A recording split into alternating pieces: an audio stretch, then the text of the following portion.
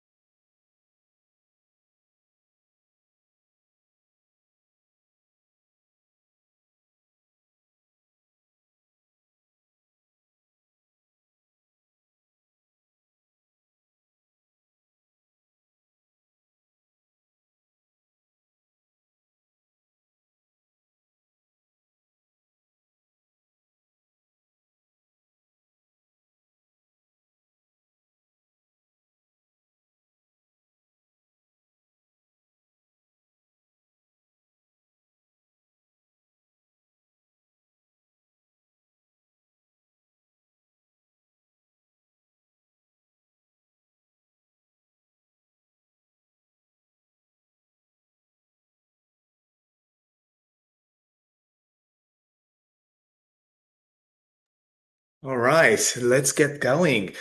Hello, everyone, and welcome. I'm quite excited to be here to talk about a challenge that we see across almost every for-purpose organization, the impact of poor data quality on your mission.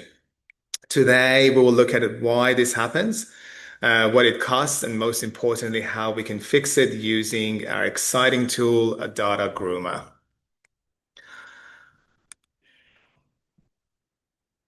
Before I begin, I would like to acknowledge the traditional owners of the land on which we meet today and pay my respects to elders past and present. I would also like to extend that respect to any Aboriginal and Torres Strait Islander people joining us today. A couple of housekeeping items that are put for us today. There is no chat feature in the webinar for today. However, you do have access to the Q&A option. So feel free to ask questions and we will do our best to attend to them across the session. I'm going to introduce my co-hosts and moderators today shortly, but yeah, they will be behind the scenes helping me going through the questions as we present today. I have a really interesting poll as well that I'm going to present to you guys.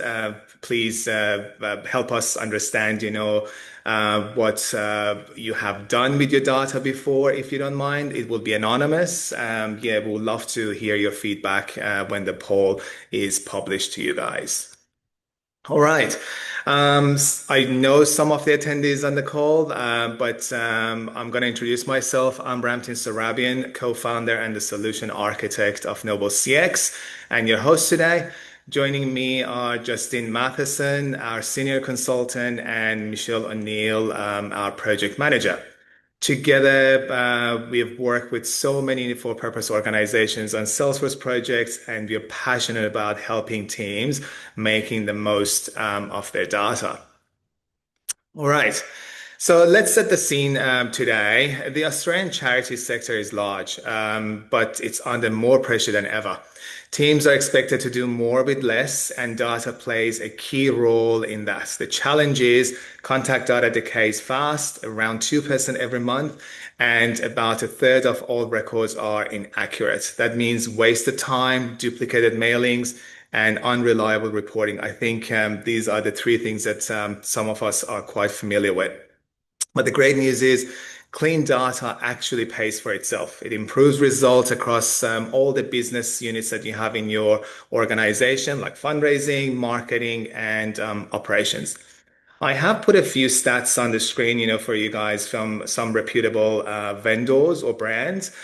Feel free to have a look. They're quite, interesting to observe, and I think, there are quite, interesting, I guess, numbers out there that we can just some of us can relate to.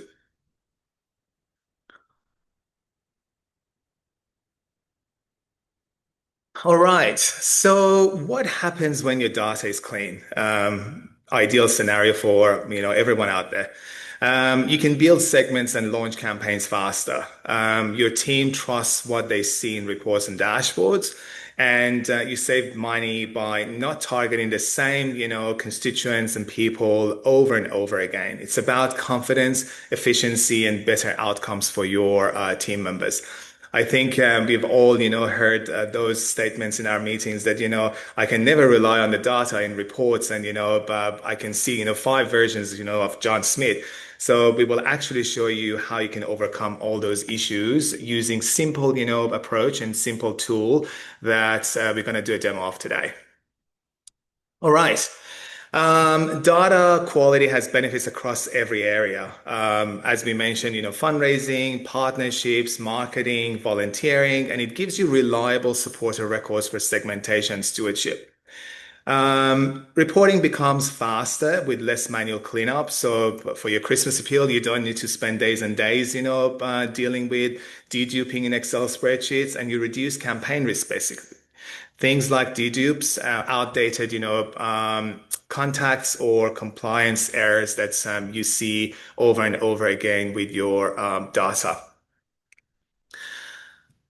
All right, so time for poll number one. We're gonna put it out there. When was the last time you checked your data quality? I'm gonna put it out there in the last 12 months. First answer. Oh, perfect. Oh, I have a never response. Interesting. Great. All right. Yeah, I can see the majority of you guys have looked at the data quality in the past 12 months, which is great. That's quite refreshing. Excellent. Okay, thank you guys. The poll will be open, so feel free to just, answer. I'm gonna move on now. And all right, so let's see how we can actually solve these problems that we talked about. How do we move from a data chaos to clean and reliable information in your CRM? That's where DataGroomr comes in. DataGroomr is basically a platform which will enable you to identify duplicates, verify your data, standardize your data, and so many other, bits and pieces that we're going to touch on today. It's a simple, powerful tool that takes the pain out of data management. It's quite interesting. I'm quite excited to show you this actually. All right, here's what makes DataGroomr different, really. Instant deployment. You don't need any installation as such. Efficient merging. You can clean duplicates individually, in bulk, or automatically. We're going to show you that today. You can actually undo and roll back, so there is no risk if you make a mistake. Duplicate prevention, this is pretty cool. You can actually stop bad data before it enters in a Salesforce. You can actually go ahead and set up rules. And when you import data, the potential duplicates will be caught, at the import time. You can also standardize and verify data to keep everything consistent and accurate. It's designed to be practical and easy to use for busy teams like yourselves. All right. So, DataGroomr has different modules. Like I said, it's made of dedupe module, which basically finds and merge duplicates, transfer, move, or reassign, records, easily. It cleans, standardize, data formats like your addresses. It automates, so you can actually schedule, those cleaning tasks that we talked about on the frequency that you're after. You can also track every change for transparency to see what has been done.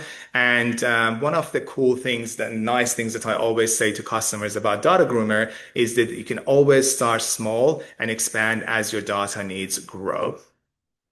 Excellent. All right, so time to go ahead and dive in and show how you can actually navigate the platform. All right. So let's go and look at DataGroomr. Okay, so this is the platform. It is a different, I guess, independent, instance. However, to be able to set up your, I guess, instance of DataGroomr, you don't need additional credentials. You can log into DataGroomr using your Salesforce credentials, which is quite handy. The other thing that I would like to point out here is similar to any other, processes that you have in Salesforce, you can actually start the implementation or configuration of DataGroomr in your sandbox. And once you're happy with your rules and the processes, you can deploy those to production. So again, you have access to both, worlds, so you can test and then deploy to production, so you won't face any risks. All right. So on the left-hand side of my screen, you can see those modules that we quickly touched on before. Dedupe is the first one that we're going to look at. So I'm going to start with data sets in the left-hand side. If you click on the data sets, you can see all these widgets that pops up or pop up out of box. So these are basically the objects that you have access to from DataGroomr.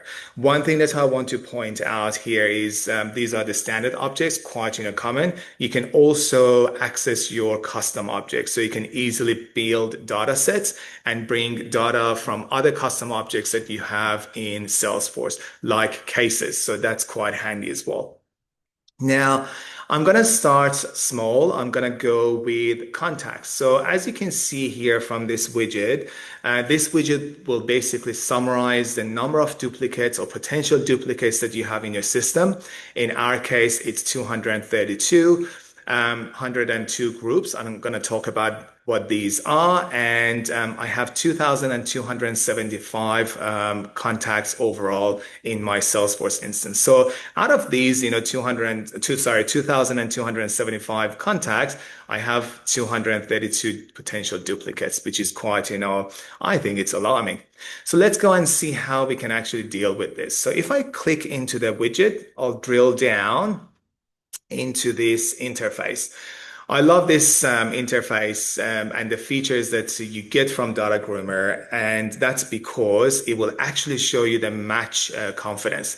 This score is quite, reliable, and you can actually basically say the higher the match confidence is, the more confident you are that those, records that you've seen, you're seeing in those groups are duplicates, and you can go ahead and merge them.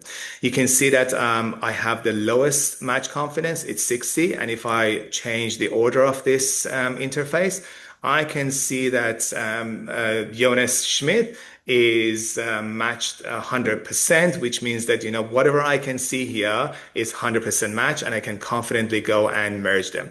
You can also see that in this group for Jonas Schmidt, I have 14 records. So let's see why Jonas Schmidt is a troublemaker in our database.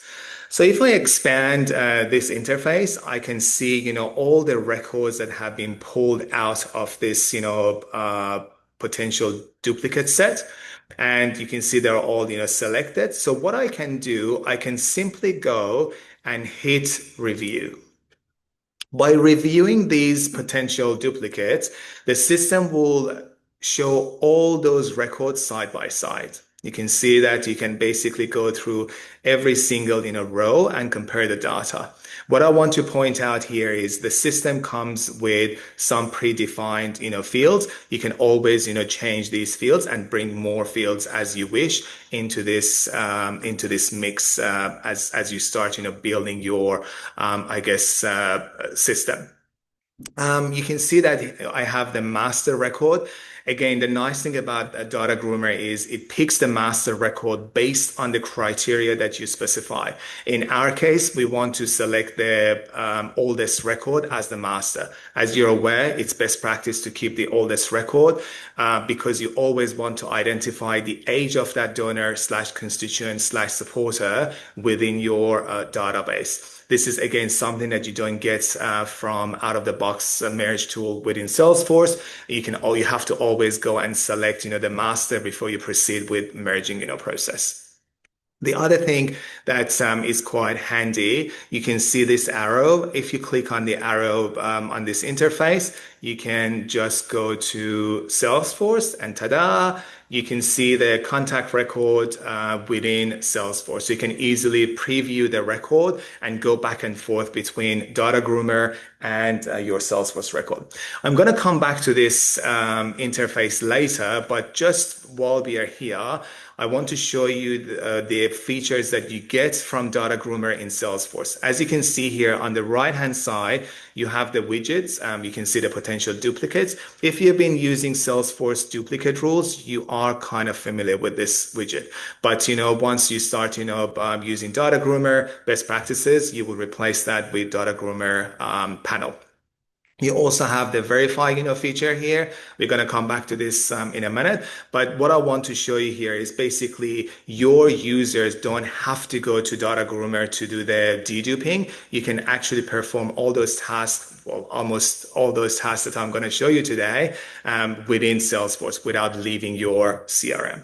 Okay, so let's go back to DataGroomr and let's see what's going on. I think we are happy to say that Jonas Schmidt, the 14 versions of this person that I have, are basically the same person. So I can confidently go and merge these 14 records. However, before I do that, I want to show you also how you can modify the data of your master record before you do the merge. Let's say, for example, if home phone or mobile phone of this person has a typo or you want to correct it on the fly, you can easily do that on this screen. So let's say I want to put actually the birthday of Jonas here. So let's say Jonas was born in 2004. Just a really random date. And once you're happy with everything, you can go ahead and hit merge on the top right hand side. Okay, so let's see what happens when DataGroomr looks after your merge. You can see the rolling circle is rolling, it's going. You just need to be patient because there are 14 versions of Jonas in the system. Let's see what happens here.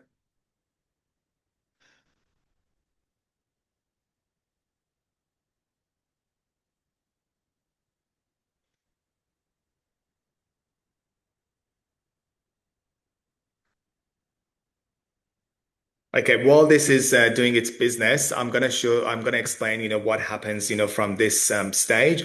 Once the merge is completed, hopefully will happen, soon. All the dependent records like opportunities, cases, activities, tasks that you have from other, records in Salesforce will be merged into the master record that we chose. So we get this question a lot that, once you merge, records, what's going to happen, to all those, children records, if you like donations, opportunities, cases, and activities, everything will be merged and brought into the master record. Fantastic.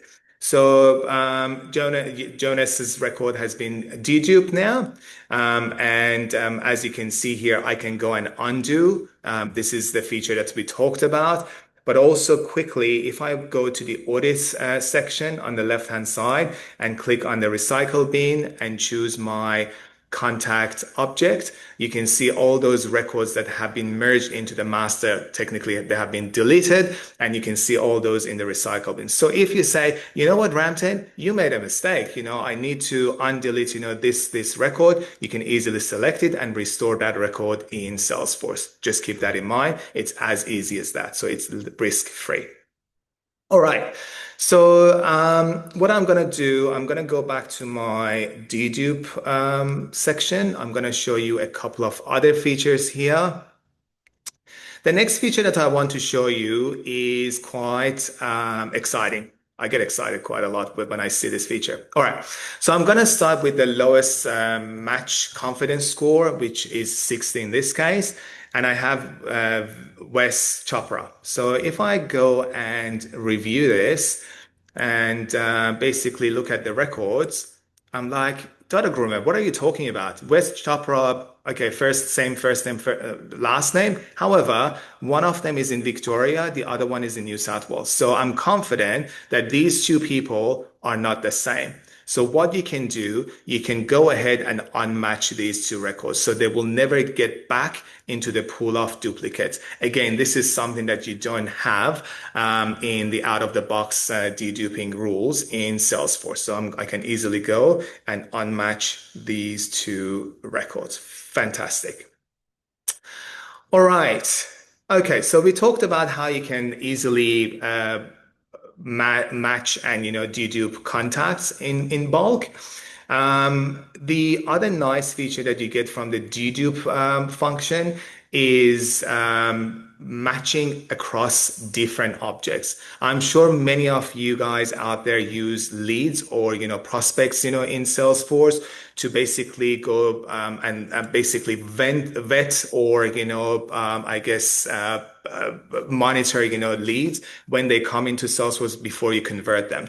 We have this scenario a lot. For example, you have a contact us form on the website, you have the expression of interest form on the website, and those forms will be fed into the leads object in Salesforce. However, as you're also aware, you need to go through a manual process to basically say, oh, yeah, now I have John Smith as a lead who has expressed interest to become a volunteer. But at the same time, John Smith has been donating, for many years, in Salesforce. So he's already a contact in Salesforce. So what this system does, it will actually look across, leads and contacts, and it will pick up the potential duplicates for you. So if I click on leads in contacts, on the left-hand side, you can see what that means is it will show you two potential leads that are, on the contacts, side of the database as well. You can see here, parent is contact, and you have child leads. I have around 1,500, leads in the system. So if I click on Lisa Smith's, record, I can, again, similar to what I showed you before, I can go and review and I can easily go and convert it. So you can see that in this case, 003, that's the contact ID that I see here. That's the contact version of Lisa Smith. And the second one is 00Q. So that's the lead record. And by converting, this lead, you are basically merging the data from the lead to the contact that you have in Salesforce. Again, similar concept. You can go and unmatch them if you wish as well. I'm going to show you how you can actually bulk process these or automate these rules and functions in a minute. All right. So first thing is done. We talked about deduping. Now let's talk about cleansing. So on the left-hand side, if I go and click into the data sets under cleanse, you can see that, again, similar to the data sets for deduping, you have access to different objects and you can basically bring your own data sets into DataGroomr if you wish. Let's start with contacts and see what's happening with my contacts data. All right. To be honest with you, I haven't done any verification of my records, so far in this, instance of my Salesforce. So I'm going to start and see what's going on. As you can see here, all the verification scores are set to 0. Let's start with Daryl. I'm going to select Daryl's record. And again, I'm going to hit review. All right. So what do we see on this interface? I have Daryl's full name. I can see Daryl's, mailing address. I can see his email address and so on. So what I can do, I can simply go verify Daryl's email addresses or, mailing address or transform his data. So let's start with verification and see what happens. So the menu pops up and it will show you the three options that you have for data verification. You can verify data for mailing address, business phone, or any type of phones that you have in Salesforce, and email addresses. Again, one of the cool features that you have here, it will also suggest alternatives to what you have in Salesforce. So if, for example, someone's email address is not correct, you can actually opt in to get suggestions from the platform, and you can either go with that suggestion or discard it. So what I'm gonna do, I'm gonna say, you know what? I'm not gonna worry about mailing address or business phone. I just want to verify Daryl's email address. So I choose this field and I hit verify. Okay, this will show you how much credit you need to use, for this action that you're taking. Um, Verification of emails will take 1 credit, and you hit confirm. Ironically, Daryl's email address is my email address, so hopefully it will be valid.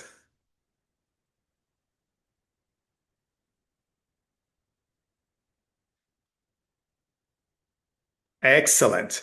Verification has been completed, and you see here, you can see the flag. That's the email address is valid. It's as simple as that. I really like this feature because I can see, for example, customers do expos.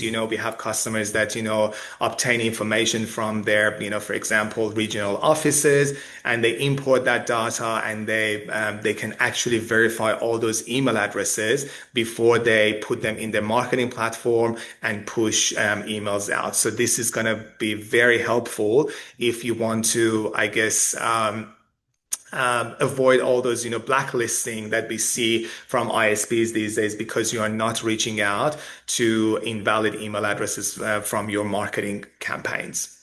All right. Okay. So now the next piece that I want to show you quickly is around transfer. I'm not going to dive into transfer and show you the end-to-end, process, but I promise that, this is a really good feature. I want to show you how this works quickly. So basically with transfer, you can easily import data from CSV files or other objects that you have in Salesforce and do the deduplication on the fly. So if you obtain, CSV files from different, sources, you can easily dedupe data before you put them into Salesforce. Again, really cool feature that you really don't have out of the box in Salesforce. Excellent. All right. So, last thing for my demo today is gonna be automation. So whatever I've shown you so far, deduping of data, whether it's, across contacts, accounts, or even converting, leads to contacts, or, verifying email addresses, you can easily set up those rules using, data sets that we talked about. And then what you can do from there, you can go ahead and schedule those, data sets, or basically business rules, to run on the frequency that you are after. So if I go and hit add job here, you can see that you can define the job. What I'm going to do, I'm going to say contact merges 95 plus confidence. Okay. And the action that I want to take is to mass merge. Okay, you can see here that you can mass convert or sync to Salesforce. You can also cleanse in mass and all that. Okay. Hit next, and then the data set. Remember, everything leads to data sets that I showed you already. I'm going to pick contacts, okay? And then you can actually email the report to specific, internal users that you have. Now here, this is the important part. If you remember, I said the higher the confidence score is, the more confidence you are basically that those are, matches. So what I'm going to do, I'm going to increase this confidence score to be 95. So anything between 95 and 100, I'm saying, you know what, that's perfect. Go ahead and merge them, on the frequency that I'm going to specify under the next step. All right, so I think we are happy with everything here. I'm gonna go and hit next. I'm gonna start from today, and I'm gonna schedule this to run every, for example, day. You can also specify, what day of the week you want to run these, and hit next. And what it does, you can confirm, and it will start running those, jobs that you have on the frequency that you have set up. So I think that's the wrap for the demo today in DataGroomr, but I promise that I will show you some of the goodies that I initially showed in the beginning of the demo in Salesforce. Now, whatever I've showed you, if I go back to my Salesforce instance and refresh my Jonas Schmidt record, you can see that now that I have done the cleansing, there is no duplication for Jonas. So that's great. You can also go ahead and do the verification of addresses or phone numbers or mobile numbers within, Salesforce without actually going back to DataGroomr. Whatever again I've shown you today can be controlled using the permission sets or the security that you put in place. For example, users that don't have delete permission or merge, I guess rights in the system, they won't be able to merge in Salesforce either. So all the business rules that you have already put in place can be applied to the tools that I have shown you today as well. I think that's about it for my demo. I guess the importance of what I've shown you is something that we all are aware of. And, when you start, straightening your data integrity, everything, comes together. Fundraising, marketing, partnership, volunteers, everyone is working from the same trusted source of, truth in your CRM. And that means basically coordinated outreach, consistent reporting, and better decisions across your data and business units. So, yeah, I'm gonna stay online. If you have any questions, feel free to post them. We're gonna give everyone another couple of minutes, but thank you very much, guys. It was a great pleasure to present this tool to you guys. I hope you got something out of today. And yeah, if you have any questions, please feel free to write, support at noblecx.com.au. My team here is happy to answer questions as they come along into Q&A section. I'm gonna also pull the Q&A up and see if we can share some of those along the way. Um, yeah, I have a question in terms of are the credits part of the Data Groomer fees licenses or do we purchase in addition? Yeah, that's a very good question from Sebastian. Sebastian, the credits, you can actually, there is a core fee that you put in there. Basically, when you sign up, that's a core license fee, but you also top up your account with credits that you want to use for verification as you need them. So that's how it works. I have another question. Can you set business rules across merge or delete? Only merge? No, you can set up. That's a very good question from Jenny. Thanks for asking that question. No, you can set up business rules across merge or delete and both. So you have the features. You're welcome, Sebastian. Thank you for joining us today. I have a very good tip from one of our power users, Hazel. Thanks for sharing that, Hazel. The credits need to be used by within 12 months, when they're purchased. Thank you. Question from Carson. Is this product superior to Cloud Dingo? Um, Look, there are some features. Yes, it is, to be honest with you, Carsten. And there are some features, that you get from Data Groomer that you don't have in Cloud Dingo. And I'm happy to share the fact sheets, with you after if you need them.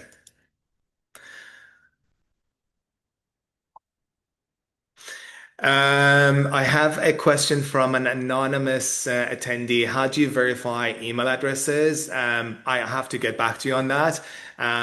Is it against any systems? So there are two parts into this. So verification about email addresses. The verification is making sure that the email address is not basically hard bounce. Okay, so that's one aspect of it, and you have that from other systems as well that marketers basically use. So what this platform does, it will basically ping those email addresses to make sure that ping doesn't bounce, and if it bounces, it marks the email address as hard bounce, so you don't reach out to them. But if about in terms of suggestion, I need to come back to you. You're welcome, Kat. Thank you for joining us today.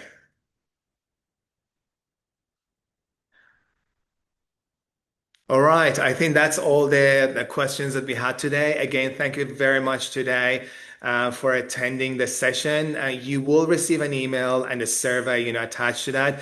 I'm sure you're all busy, so if you can please, spare a couple of minutes and respond to that survey, that would be amazing. It will be a huge help for us. Again, thank you and have a good afternoon.